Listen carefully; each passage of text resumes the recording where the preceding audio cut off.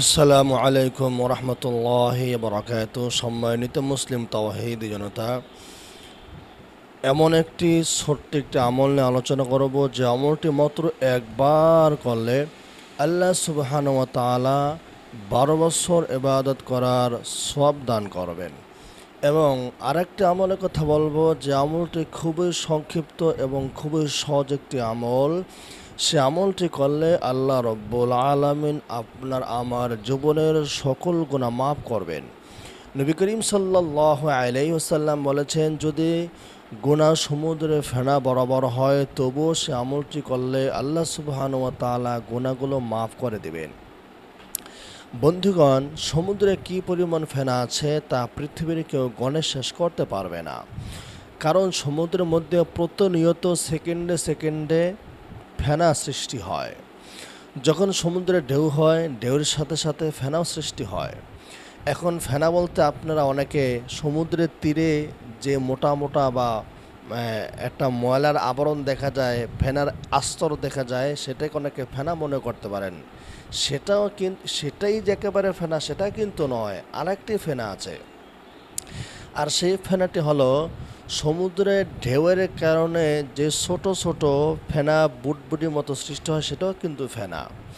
যেমন ধরুন, গ্রামগঞ্জে অনেকে যারা মাছের পোনা বা মাছের বাচ্চা বিক্রি করেন কাঁধে নিয়ে কিংবা ভ্যানে বা কিংবা অন্য কোনো গাড়িতে করে, তো তারা সেই ছোট বাচ্চা মাছের খাবার দেন কিভাবে?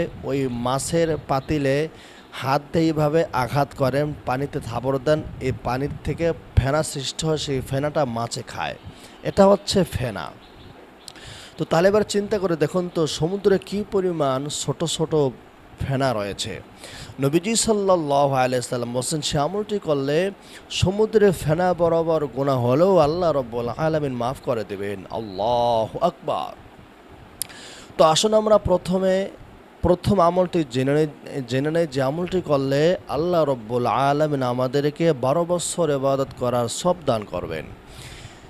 যে আমলটি বলবো, এই আমলটি এসেছে জামে তিরমিজিতে এবং ইবনে মাজাতেও। ইবনে মাজার 1314 নম্বর হাদিসের ভিতরে এসেছে, রাসূলুল্লাহ সাল্লাল্লাহু আলাইহি ওয়াসাল্লাম বলেছেন, মান সাল্লা সিত্তা রাকাআতিন বাদাল মাগরিবি লাম ইয়াতাকাল্লাম বাইনাহুন্না বিসু উদিলাত লাহু ইবাদাতাই ইসনাতাই আশারাতা সানাতান। সুবহানাল্লাহ। নবী করিম সাল্লাল্লাহু আলাইহি ওয়াসাল্লাম বলেছেন, যে ব্যক্তি মাগরিবের নামাজের পরে 6 রাকাত নামাজ পড়বে এবং এই 6 রাকাত নামাজ পড়ার সময় কোনো অহেতুক কথা বলবে না, খারাপ কথা বলবে না, ফাঁসা কথা বলবে না, তাহলে আল্লাহ রাব্বুল আলামিন তার আমলনামায় 12 বছর ইবাদত করার সমান সওয়াব দান করবেন। সুবহানাল্লাহ। মাগরিবের পর মাত্র একটি আমল, আর সে আমলটি হচ্ছে আওয়াবিন নামাজ পড়ার আমল। একটি মাত্র আমল, দ্বিতীয় কোনো আমল নয়। এই আমলটি মাত্র একবার করবেন, তা 6 রাকাত নামাজ পড়ার মাধ্যমে। 6 রাকাত নামাজ পড়লেই আল্লাহ রব্বুল আলামিন 12 বছর ইবাদত করার সমান সওয়াব দান করবেন। সুবহানাল্লাহ। বন্ধুগণ, রাসূল সাল্লাল্লাহু এবং সাহাবা একরামগণ তারা মাগরিব থেকে শুরু করে এশা পর্যন্ত এই সময় কিন্তু মসজিদেই থাকতেন, নামাজ পড়তেন, জিকির আজকার করতেন, কোরআন তেলাওয়াত করতেন। তারা মাগরিবের নামাজ পড়তেন, মসজিদে আসতেন, মসজিদ থেকে এশার নামাজ পড়া তারা বাড়িতে যেতেন এবং তাড়াতাড়ি তারা শুয়ে পড়তেন, ঘুমিয়ে পড়তেন, শেষ রাতে আবার ঘুম থেকে জাগ্রত হতেন। তো তারা যদি মাগরিব থেকে এশা পর্যন্ত ইবাদত করতে পারে, নফল নামাজ পড়তে পারে, জিকির করতে পারে, কোরআন তেলাওয়াত করতে পারে, আমরা কি 6 মিনিটে 6 রাকাত নামাজ পড়তে পারবো না? অবশ্যই পারবো, অবশ্যই পারবো, যদি আমি আমার মনকে বোঝাই। আপনি যদি বলেন আমার তো মন চায় কিন্তু পড়তে পারি না, তাহলে কিন্তু হবে না, এটা নফসের ধোঁকা। আপনার মন চায়, এখন আপনাকে কষ্ট করতে হবে, মনের বিরুদ্ধে যুদ্ধ করতে হবে, সংগ্রাম করতে হবে, লড়াই করতে হবে, এই আত্মাকে, খারাপ আত্মাকে দমন করতে হবে, নফস শয়তানকে পাড়া দিয়ে চুরমার করে আমাকে নামাজ আদায় করতে হবে। নামাজ আদায় করলে আল্লাহ রব্বুল আলামিন আমাকে সব দান করবেন। এর একটি নফল নামাজ।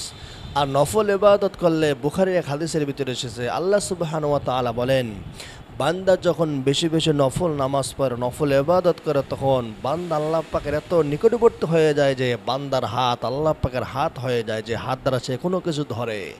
বান্দার পা আল্লাহর পা হয়ে যায়, যে পা দ্বারা সে হাঁটে। বান্দার জবান আল্লাহ পাকের জবান হয়ে যায়, যে জবান দ্বারা সে কথা বলে। তো নফল ইবাদত করা এটা সবার জন্য করণীয়, সবার জন্য করা দরকার। আর এক হাদিসের ভিতরে এসেছে রাসূলুল্লাহ সাল্লাল্লাহু আলাইহি ওয়াসাল্লাম বলেছেন, কিয়ামতের ময়দানে আল্লাহ রব্বুল আলামিন সর্বপ্রথম মানুষের হিসাব নেবেন।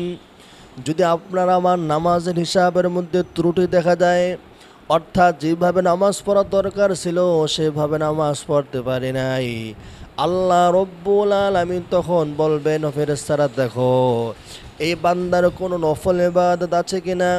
নফল ইবাদত থাকলে সে নফল ইবাদতের মাধ্যমে তার ফরজ ইবাদতের ঘাটতি পুরা করো। বন্ধুগণ, আপনার আমার আমল নামায় যদি নফল ইবাদত থাকে, আওয়াবিনের ইবাদত থাকে, নফল নামাজের ইবাদত থাকে, তাহলে সে নফল ইবাদত দ্বারা আমাদের ফরজের ঘাটতি পুরা করা হবে। এখন যদি কিয়ামতের দিন, কঠিন মুসিবতের দিন, আপনার হিসাব নিকাশের দিন, জান্নাত জাহান্নামের ফয়সালার দিন, আপনি যদি আপনার আমলের পরিধি বাড়াতে চান, তাহলে নফল নামাজ পড়বেন, আওয়াবিন নামাজ পড়বেন। ইনশাআল্লাহ আল্লাহ তাআলা আপনার মাকামকে বুলন্দ করে দিবেন। আর এক হাদিসের ভিতরে এসেছে, عن ابن عباس رضي الله تعالى عنه قال إن الملائكة لتحف بالذين يصلون بين المغرب إلى العشاء وهي صلاة الأوابين شرح السنة للبغوي এসেছে হযরত আব্দুল্লাহ ইবনে আব্বাস রাদিয়াল্লাহু তাআলা আনহু বলেন, যারা মাগরিব থেকে শুরু করে ঈশা পর্যন্ত নামাজ আদায় করে, ফেরেশতারা এই নামাজীদেরকে বেষ্টন করে নেয়, তাদের উপর রহমত নাজিল করে, তাদের জন্য দোয়া করে, প্রার্থনা করে। সুতরাং আপনি যদি ফেরেশতাদের দ্বারা বেষ্টন হতে চান, ফেরেশতাদের রহমত আর বরকত পেতে চান, মাগরিবের পরে নামাজ আদায় করবেন, 6 রাকাত নামাজ আদায় করবেন। অন্য হাদিসের ভিতরে এসেছে, নবী করিম সাল্লাল্লাহু আলাইহি ওয়াসাল্লাম বলেছেন, যে বান্দা বান্দি নারী আর পুরুষ মাগরিবের পর 6 রাকাত নামাজ পড়বে, আল্লাহ রব্বুল আলামিন তাদেরকে জান্নাতের মধ্যে বাড়ি দান করবেন, জান্নাতে অট্টালিকার মালিক বানিয়ে দিবেন। তা আসুন আমরা মাগরিবের নামাজের পরে 6 রাকাত আওয়াবিন নামাজ পড়ব। আর একটা আমল বলছিলাম, সে আমলটি হলো 100 বার সুবহানাল্লাহি ওয়া বিহামদিহি পড়ব। বুখারী শরীফের মধ্যে এসেছে, নবী করিম সাল্লাল্লাহু আলাইহি ওয়াসাল্লাম বলেন, মান ক্বালা সুবহানাল্লাহি ওয়া বিহামদিহি মিআতা মাররা, যে ব্যক্তি 100 বার সুবহানাল্লাহি ওয়া বিহামদিহি পড়বে, তার গুনাহগুলো মাফ হয়ে যাবে, যদিও তার গুনাহ সমুদ্রের ফেনা বরাবর হয়। গুনাহ যদি সমুদ্রের ফেনা বরাবর হয়, তবু আল্লাহ রব্বুল আলামিন গুনাহ মাফ করে দেবেন। তাই আসুন, একদিকে আমরা 12 বছর ইবাদত করা সওয়াব অর্জন করি, অপরদিকে দৈনিক 100 বার সুবহানাল্লাহি ওয়া বিহামদিহি পরে আমাদের জীবনের সকল সগীরা গুনাহ থেকে আমরা মুক্ত হই, পবিত্র হই। আল্লাহ তাআলা আমাদেরকে দুটো আমল প্রতিদিন করার তৌফিক দান করুন। আমিন।